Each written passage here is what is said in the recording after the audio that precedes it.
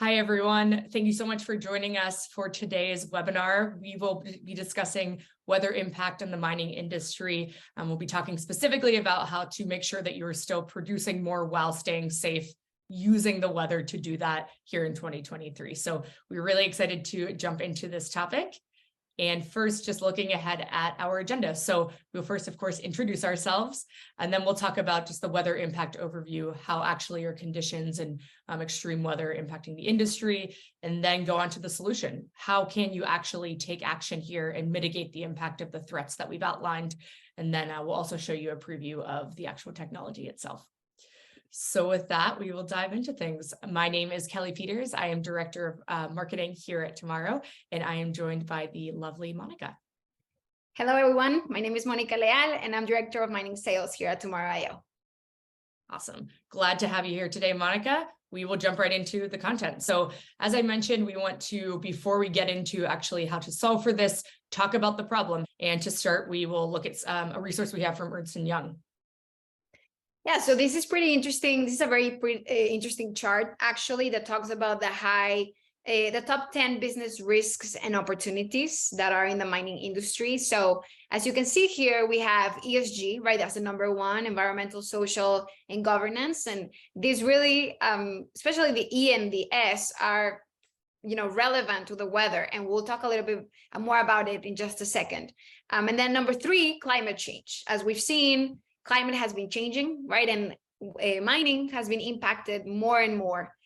We've seen that this is a conversation that's now, executives are talking more about how can we mitigate risk around climate.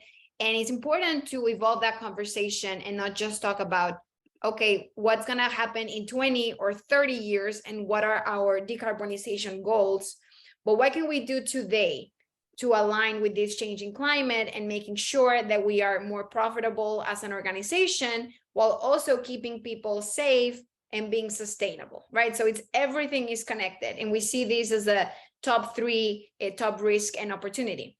And then you can see there as well, number 9, the digital and innovation opportunity. So what we've seen is that mining companies are, moving towards this trend of digitalization, but how about digitalization for weather?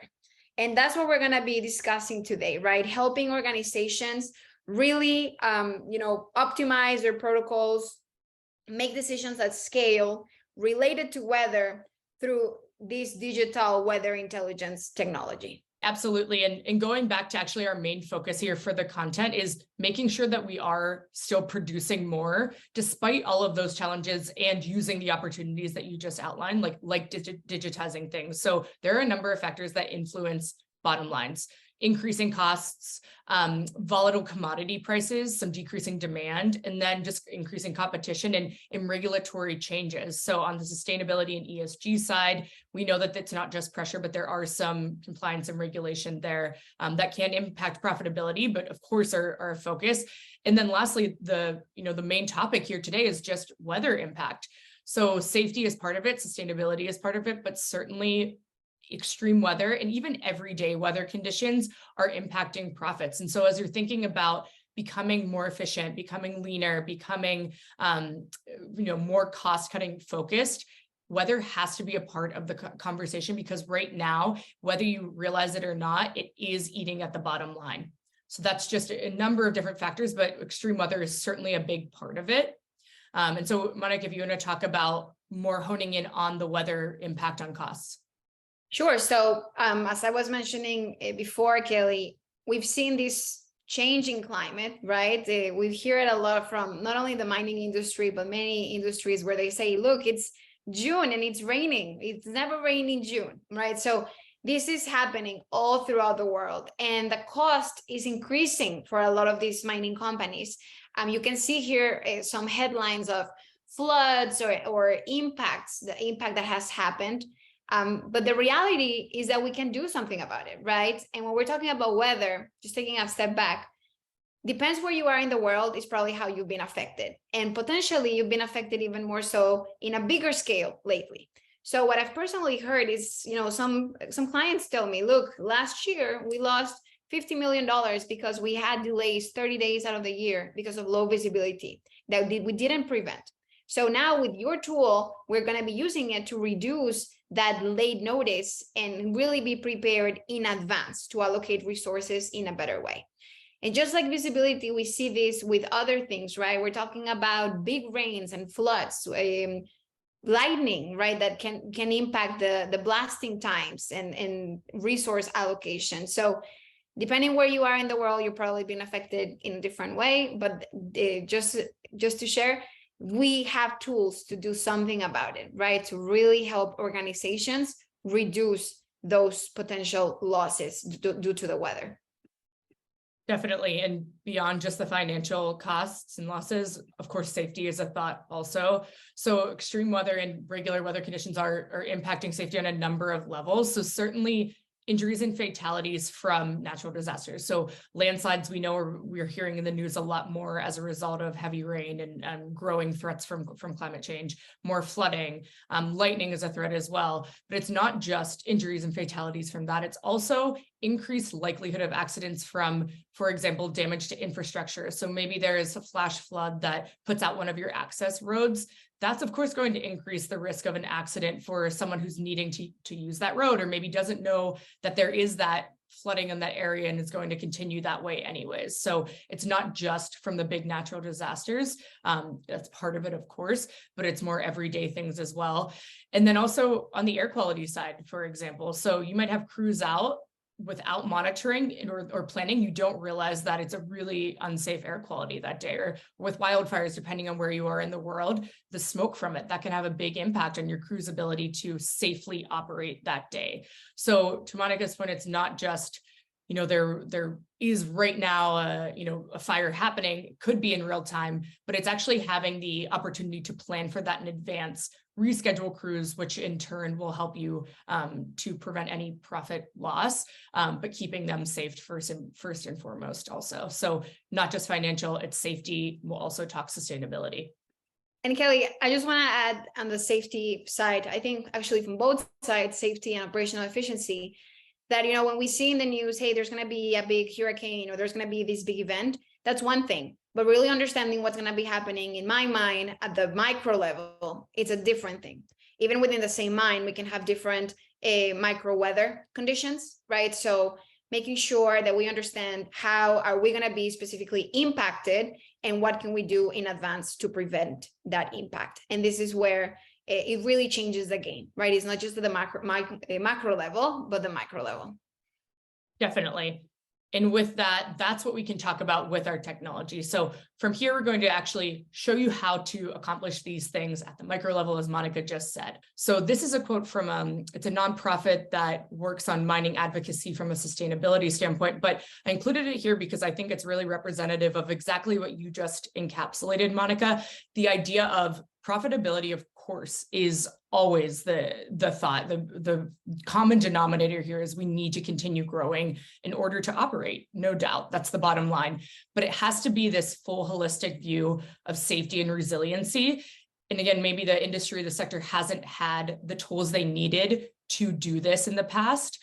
But now with the new technology that's emerging, safety and long-term resiliency can be part of the view too. So with that, before we get into actual strategies and tactics of how you can do this, I want to give you a kind of just at a glance view of who we are. We promise this won't be too much of a hard sales pitch, anything like that, just some more context about our technology before we talk about applying this to the mining industry in a really actionable way. So here at Tomorrow, we've been around since 2016. What we provide is a suite of weather intelligence technology. So we have around 200 employees right now and really are heavy in the research and development side. That's intentionally so because of our really deep technology behind this platform, which we'll show you. So what we provide is hyper-local insights. It's not just talking about at the regional level, you're in South America, here's a 60% chance of rain. It's getting down to your specific mining region and telling you when the rain is starting, when it will end, and perhaps recommended action of what you can do to mitigate some of the impacts we already have talked about on your specific operation. So again, the focus here is hyper-local, hyper-accurate, which I'll talk about in a second, and what you can do about it. So you can see a number of brands. We partner with all of the major players across really all industries, but it's really specific and customizable to each sector. Today, of course, we're honing in on mining. We also partner with a number of agencies here. You can see US Air Force, NASA, and NOAA. So we have public and private collaborations that really allow us to extend our reach and make sure that we are bringing you and all of our customers the most accurate, up-to-date, actionable technology possible. So that's at a glance view of us. Monica, do you want to talk maybe about differentiators here? As you can see on the screen, we have a number of things that set us apart, but I wonder if you can discuss how these are most applicable to mining in particular. Of course. So weather has been a problem or a challenge to the mining industry for the longest time, right? And a lot of the times these companies have weather stations installed, or they use, just in the internet to navigate and understand how weather is going to be impacting them.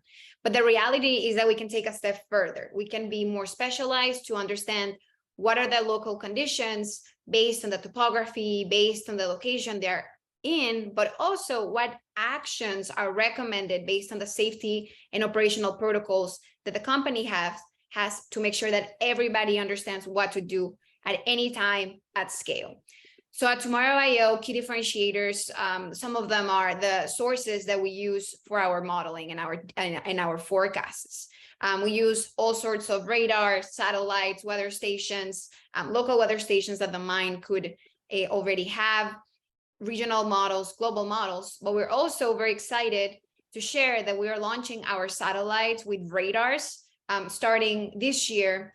It's going to be a constellation of them, right? So you have dozens of these in the sky that are really going to provide full coverage of what weather conditions are anywhere in the world. Right now, we're basically, as humanity, blind to weather in many ways because there's no radar data over the oceans in many regions of the world, including Africa, many countries in Africa and South America, and even in some regions in North America or Asia. So all of this information that we are gathering is brought into our modeling. Our modeling is proprietary. We build it in-house. As Kelly was saying, we have more than 50% of the company in R&D focused on really trying to use this information in the best way possible. And through the latest machine learning techniques, we provide what's one forecast. So these forecasts are really specialized to the location and provide a micro level information to make sure that the team always has that data to make the best decisions. Even within the mine, Kelly, we've seen that in some areas, you have certain weather conditions, right? In like a specific access road, you can have very low visibility, where in other locations, there's no problem. So really identifying those differentiators to making sure that you can achieve that continuous operation that we've been talking about. Absolutely. I want to pause there for a second to make sure we're conveying that correctly, Monica. So you're saying really hyper-local, even within the same mine, on that same site, we are able to tell them this access road versus this other area of your operations right now.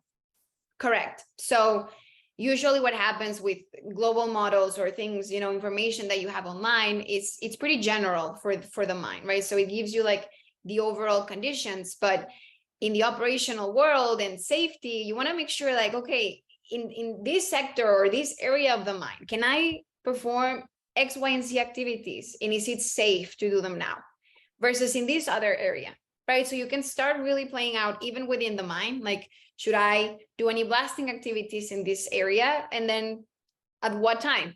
And then I can do in this other area, right? So it really helps the teams be more efficient with what they have while staying safe, the ability to look at that micro level. Absolutely. That's it. It's incredible. I just wanted to like really hone in and make sure that we understood that. I mean, you can't beat the value there. And can you speak about, I did a little bit, but once we provide that hyper-local data, we're giving recommended suggestions. So we're plugging in right into the existing mining protocol, correct? If you have an organization that you already have that set up, you set up these customizable alerts. We're able to then trigger them based on the certain conditions that you'd like and really plug right into your existing protocol. Is that right, Monica? Right. So the actionable weather, the third point here is extremely important. Instead of, the traditional way is waiting on an email you receive an email in the morning, understanding what the conditions are for the day. But the reality is that weather changes so much, even within the day, right? Precipitation, a lot of the times, how many of us is like, okay, it's gonna rain this afternoon, and then it doesn't happen. And that's because rain, rain is one of the parameters, as many of them, visibility, for example, that are constantly changing. So the ability to have a tool that really lets you know real time, minute to minute, updating and telling you if conditions are changing, but not only that, if your actions are going to be impacted by these conditions, right? So let's talk about blasting, for example. If we know that at a certain time of the day, the winds are going to head in certain direction, and it's a good time for you to blast because you're not going to be impacting communities, it's very important to have the most updated information so you can plan ahead. And also people in the field receiving those notifications via SMS or email or through the platform to understand, hey, this is happening, take action now, right? Instead of having to go back to your email and looking at that report and hoping that nothing had changed. So this is the actionable weather, the weather intelligence aspect of it. And then the proven experience, right? We have experience as a company in many industries, as Kelly was saying, including mining. We do a lot of work with aviation, with supply chain, with railways, energy, and all of these. What they have in common, obviously, is they care about safety, they care about the resources, continuous operation, and they have very specific protocols per site. And this can be added into this weather intelligence solution. Exactly. Bingo. Couldn't have said it better myself. And this sets us up well to keep these capabilities in mind as we dive into these specific sections. We'll talk about more specific use cases, but just setting the stage here for what exactly this technology can do. And before we get there, this is selfishly a shout out to you, Monica. Yes, Monica's our, again, not exactly just our in-house expert. I would argue influencer as well. So if you haven't seen this piece yet, actually, this is through mining.com. It dives in more to our satellite technology, if you're interested, that Monica talked about. But here, I think this quote is great, just talks about, of course, sustainability also is top of mind. We know, in fact, there's a lot of pressure to become more sustainable, but what can we do in the now? Just like you were talking about the today, Monica, it's what can we actually do right now to take control of tomorrow, as we say, and actually decrease risk. So that's what we're going to be talking about right now. Okay, so before we dive into each of these, just wanted to give you the buckets that we are going to be talking about for the use cases with the technology we just gave an overview of. So efficiency and profitability, that's one. Health and safety, certainly as well. And then sustainability. So we focused so much, so far on the first two, but we know that sustainability is also really top of mind. There's a lot of pressure around it. Understandably, it's something that the industry wants to do as well. It's not just forced regulation. We understand that. And so if there are things that we can do to help you operate more sustainably, Monica spoke to it a bit with the blasting, but we'll also tell you more about into the nitty gritty. How do you actually do that with the technology we're talking about? So just a preview of where we're headed. Okay, great. So first, on the efficiency and profitability side, we talked about the ways that extreme weather and honestly, even everyday weather is eating at your bottom lines every day. So Monica, can you talk about on this side specifically, what are our goals when we talk about using weather intelligence to actually further efficiency and profitability? And then we'll take a look at the actual tactics of how you can do that in the platform. Of course, Kelly. So as we've been talking about here, very straightforward, right? So we want to make sure we achieve a continuous operation, making sure that we are allocating our resources in the best possible way to avoid potential disruptions based on the weather. So it's about a better planning, but also the day off of the event, making sure that you can really move things around as much as possible and with as much time ahead and the highest confidence that you are making the right decision, right? All of these also to decrease operational stoppage due to these severe weather events. So as we can see, weather is going to happen, but the goal is what can we do about it to avoid these disruptions? And this is where we can use weather intelligence. You got it. And so on the how side here, we've talked a little bit about what our technology does, but what you see on the left is actually a feature. So on the efficiency and profitability side, what you can do is, to Monica's point, optimize to make sure that you have the highest production possible. So we see on the left a predictive insight. This is used to identify potentially the best pocket of time to work. Monica, do you want to talk about like specific use cases for the features in this case? Of course. So this can be anything, right? Depending where you are in the world, you probably face different challenges around hail or low visibility or extremely high winds for even usage of cranes, right? There's so many things, there's so many ways that weather might impact specific site, right? So the goal here is to take a step back and understand, okay, what are my main concerns? You probably already have some safety protocols in place as to, for example, if the visibility is lower than X miles or meters, then I cannot transfer people from, you know, the start to up the mine. So imagine instead of trying to interpret that every day and looking at multiple resources, is you're just automating everything into one tool, right? So all of these, we program the solution so that based on your standards and your protocols as to, hey, if winds are higher than X and my visibility is lower than X, I cannot transport the crews. So you want to understand 1 week ahead, when are those windows where you cannot transport the crews, or what are the optimal windows to do so? And just like that example, you can do anything around weather, right? Here you see some examples around scheduling, access road is closed, reallocate people from site A to site B, right? So the goal is here to give you the planning component up to 1 week in advance to make sure that you know when to perform certain activities. Got it. And I would assume on the cost saving side, for example, if you did it without this information, had you attempted to send those crews on the access road and it was impassable or something like that, you're losing money, not only from sending them at the wrong time, but their actual hourly wage, for example, or salary, like everything. Not only are you optimizing and gaining profit, but you are avoiding losing that lost time, for example. Is that right? Yeah, so imagine that you have, hundreds of people waiting for a change in the shift, right? And nobody can go up and nobody can leave the mine. And you have people stuck both at the ground level and at high altitude, right? So you're paying wages, extra wages, as you're saying, Kelly. The schedules are disrupted versus you could have said, you know what, we are moving people 2 hours later because this is when we're going to have good visibility, people can be transported, etc. So the costs can be pretty significant, and we're just talking about the access road, right? But imagine this for any other types of assets or activities that could also be rescheduled if people knew in advance what the conditions are going to be to avoid any potential last minute disruptions. Definitely. Yep. Mitigating in the today to avoid disruptions, as you said. Awesome.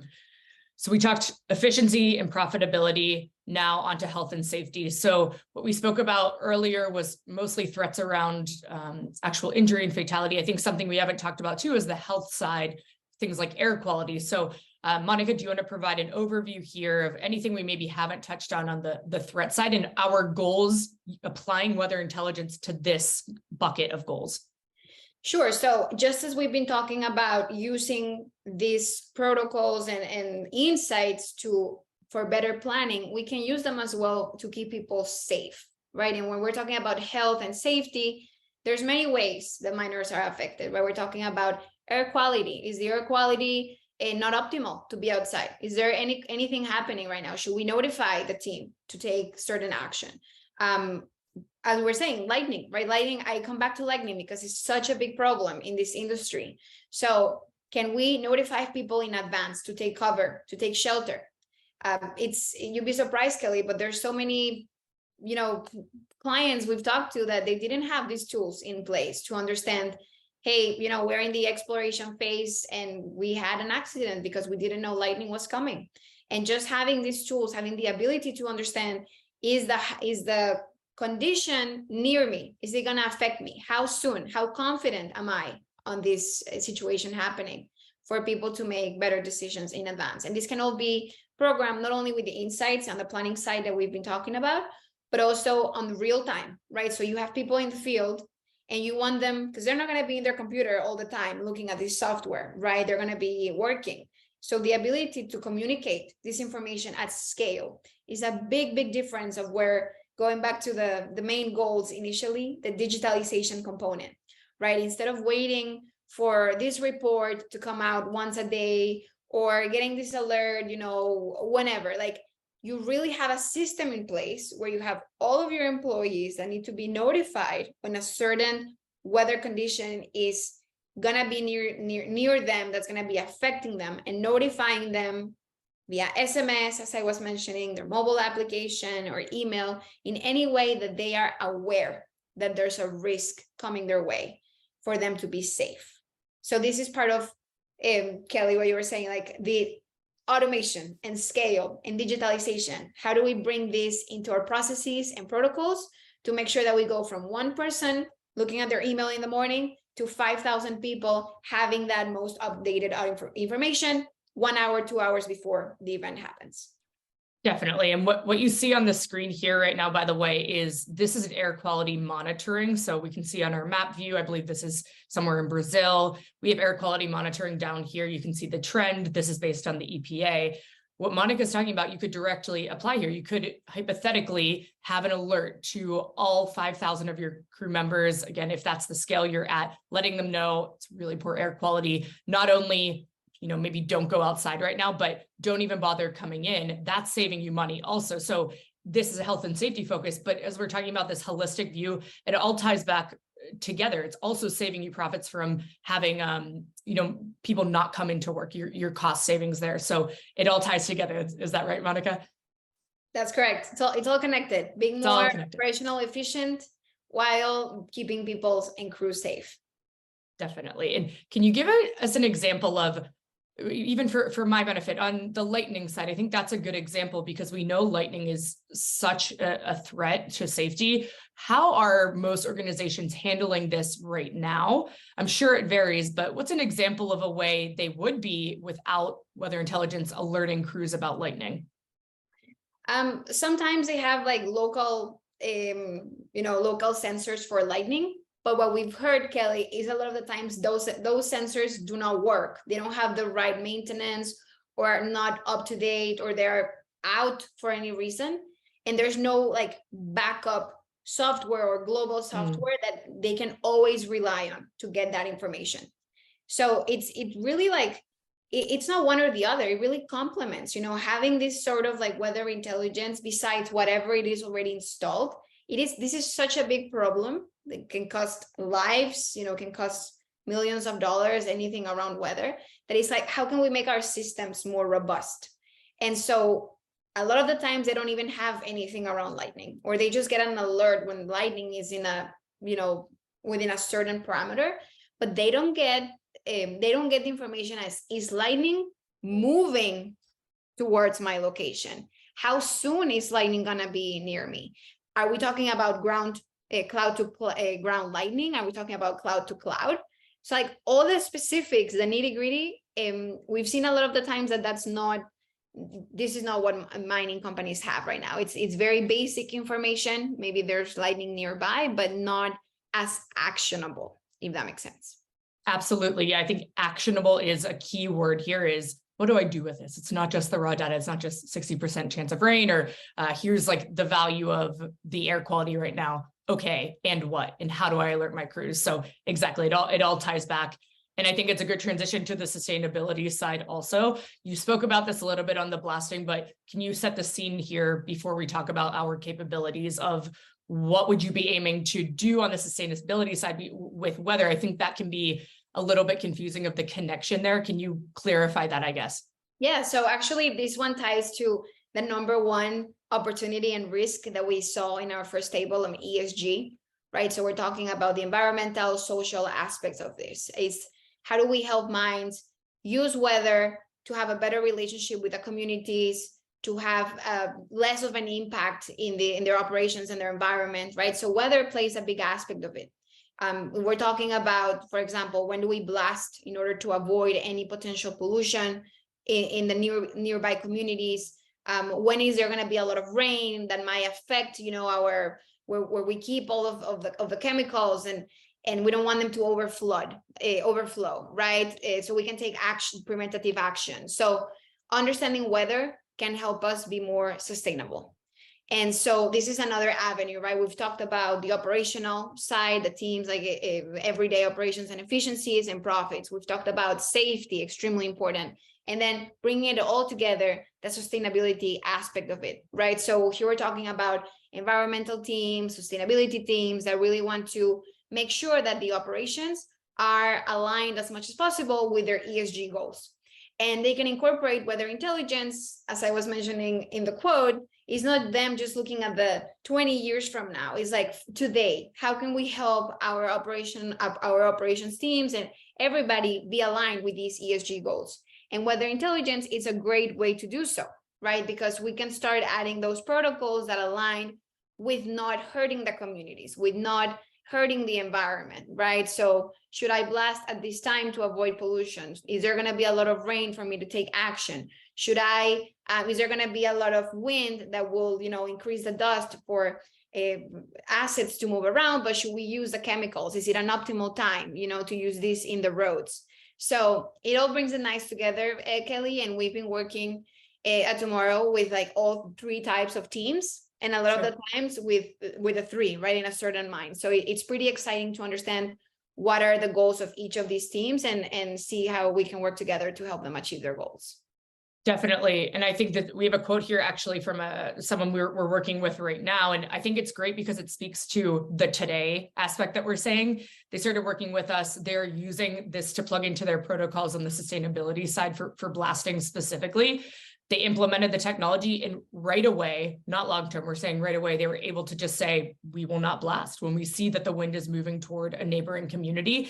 And it's as simple as that, is just slightly adjusting, not big operational things, but just timing even. And suddenly that has a huge impact or lack thereof on the community's impact, which is what we want. So yeah, I think just the today, what can you do right now? You can adjust when you're blasting, for example. Anything else we should think about on the sustainability side, Monica? We talked about blasting, community relations. We've seen really improved relationships, right, with communities based on this. Correct, Kelly. It really depends on where you are in the world. We've seen that the challenges around sustainability really vary, right? What country you are in, what type of operations you have, but there's always this weather component to it somehow, one way or another. So it's very interesting when we start learning, from certain aspects that we've been talking about blasting, but then also like the flooding component, anything related to water and the ground level, water management, right? That's another way to put it. So it really depends, but it's how can we help these teams also be more, make decisions at scale and not just have sustainability, kind of siloed. It's kind of, we help sustainability teams also be part of everything else, right? Communicate their protocols and their goals in a way that the operations teams can really adopt it. I think that's a really way to put it, so that sustainability is not just, we hope and we're pushing on the operations team. It's like, how can we bring everybody to an alignment based on this? Definitely. And going back to digitization and innovating there, by using something centralized, you can actually see the other teams function right there too. I think that's a benefit also is if I'm using weather intelligence, for example, I can see what the protocols would be for sustainability and operations. It's not siloed, it's actually all centralized right there visually even. And with that, it's actually a good transition. We are going to go ahead and see what this looks like in practice, right in the platform. So I will go ahead and stop sharing my screen and Monica, have you jump in. Kelly, so I will share just very briefly the overall concept of this technology. If anybody's interested, we would love to have a conversation to further go into the use case of interest and how weather intelligence could be leveraged. But just as an example, right, this is our weather intelligence platform. It's based in the cloud, so anywhere you are in the world, you can access. The general concept is that you can see more than 30 weather parameters anytime from 7 days back up to 14 days out. And so instead of just looking, at a weather parameter and trying to understand, okay, is it going to rain or not this week for a specific location? What we really want to understand is, how am I going to be impacted, right? Based on my protocols that we have talked about. So what you see here, these stars are what we call monitors. They're all virtual. There's no hardware involved in any of these. But what we do is really, we program the technology so that the team is notified whenever there's going to be hazardous weather impacting a specific location or a specific team based on your protocol standards. So here we can see, now we switch to monitoring, and what we can see is here basically like a smart calendar, right? If I go to this mine, basically I can see with everything, I'm working on here. Let's see, this is a mine, right? An example. So we can divide the mine with these sensors that can be like regions or areas, specific points or routes. And I have this planning tool where I can see, okay, am I going to have any impact this week? So from everything that's happening, there's no impact here unless these bars come up, which are the red bars. So what is this telling me is do not blast in this specific sector because of extreme high winds. And nothing else is being affected, right? So I could technically do blasting activities in this area. And if I keep going, let's see, okay, I have other conditions here. What's going to happen? Okay, on January 15th at this specific location, I need to delay operations because in this specific route, there's going to be very low visibility. So the concept here is, instead of going online and trying to understand, hey, is it going to rain or not, low visibility the next few days, is specific area of my mine. How am I going to be impacted? What action do I need to take? And do I need to provide this information to everybody on the team, right? So we have an alerting system that everybody will be notified whenever you want, depending on what type of weather is going to be impacting and what team. And just before we go, Kelly, I want to just share, because we'll be talking so much about the, the lightning aspect of things. So very specific to tomorrow, as I was mentioning, it's not just about understanding where lightning is, but where lightning is moving towards. So when we're talking about lightning, let's say that you have a job site, a mine site here, and you want to understand, hey, is it lightning happening? But not only that, is it coming my way, and how soon, right? So you can see this big lightning cell. Let's say you have your workers here. This is telling you how far, 9 miles from the site. In basically 30 minutes, you're gonna have all of the storm on top of you, right? So it's not just looking about the sky or getting an alert that lightning is nearby, but you can really understand the potential impact of all of these. And there's that. We'd love to, if anybody's interested, let's have a chat. All right, great. Thank you so much again, Monica, for showing us that. That was absolutely super valuable to see. Just want to leave everyone with some resources where you can learn more about us, about best practices around weather. So if you're interested in seeing more of the platform that you just saw, or learning more about our technology, please reach out. We'd love to show you a custom view and plug in all of your specific site locations, answer questions customized to your operational plans. Feel free to connect with Monica also on LinkedIn. You won't be seeing the last of her. She is quoted in many things, as we know. So our influencer internally, as I mentioned. We also have an overview of the platform if you'd like to see it. And then we have some pre-built templates when you get up and running for us that you could actually plug straight in if you wanted to use them as a supplement to your operational protocol. I think those are really valuable to see, not just around our technology, but around best practices for weather management overall. So with that, I want to thank everyone so much for joining us today. And Monica, if you have anything else, parting words here. Thank you, Kelly. And thank you, everybody, for your time. Looking forward to connecting. Absolutely. Thanks so much, everyone. Stay safe out there, and we'd love to hear from you. Thanks again.